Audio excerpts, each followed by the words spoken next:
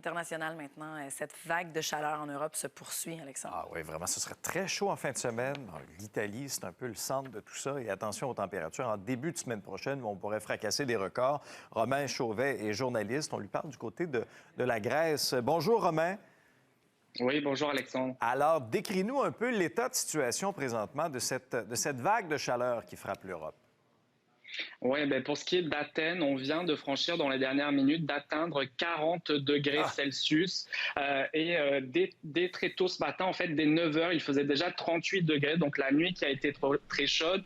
Vous voyez ces images de l'Acropole qui a été fermée à la mi-journée, qui réouvrira ici en fin de journée. C'était la même chose hier parce qu'il fait trop chaud. Si vous êtes déjà rendu à l'Acropole, vous savez qu'il faut escalader un petit peu ce rocher pour atteindre le sommet. Donc la température au sommet de l'Acropole est encore plus élevée. Semble-t-il qu'il y a certains touristes qui ont été victimes hier de malaise en raison de la chaleur lorsqu'ils visitaient l'Acropole. Je vous dirais que le pays est un petit peu à l'arrêt aujourd'hui. Les transports sont réduits, les activités culturelles annulées parce qu'il fait vraiment chaud. Je peux vous dire que cette chaleur, elle est suffocante, étouffante. Même à l'ombre, c'est difficile de respirer. Et ça devrait se poursuivre encore tout au long de la semaine prochaine. Alors, évidemment, on appelle à la fois la population locale, mais également les nombreux touristes. On est en pleine saison estivale ici en Grèce, à la prudence et de rester le plus possible donc à l'intérieur sous l'air climatisé. Oui, Romain, décris-nous un peu. Donc, il y a la température, mais il y a aussi la température ressentie. Est-ce qu'en plus, une quarantaine de degrés, il y a de l'humidex qui se rajoute à ça? Oui, absolument, dans certaines régions. Et pour la journée d'hier, la température record qu'on a enregistrée en Grèce était plus de 44 degrés dans le centre du pays. Vous le disiez, dans d'autres pays, on surveille également la situation. Je pense à l'Italie, en Sicile, où on pourrait atteindre presque 50 degrés.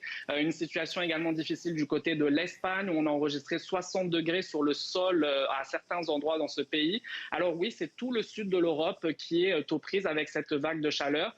On le sait, avec les changements climatiques, ce type de vague de chaleur se répète de plus en plus et tend à s'intensifier également. Alors ça inquiète les experts.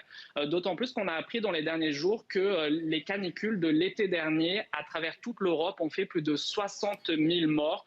C'est énorme. On parlait déjà de canicules historiques l'an dernier en Europe. Alors, évidemment, on redoute que ces chiffres n'augmentent au fil des années avec le réchauffement climatique. Donc, en conclusion, les autorités qui sont sur un pied d'alerte, on ne veut pas se retrouver avec un bilan aussi meurtrier cette année encore.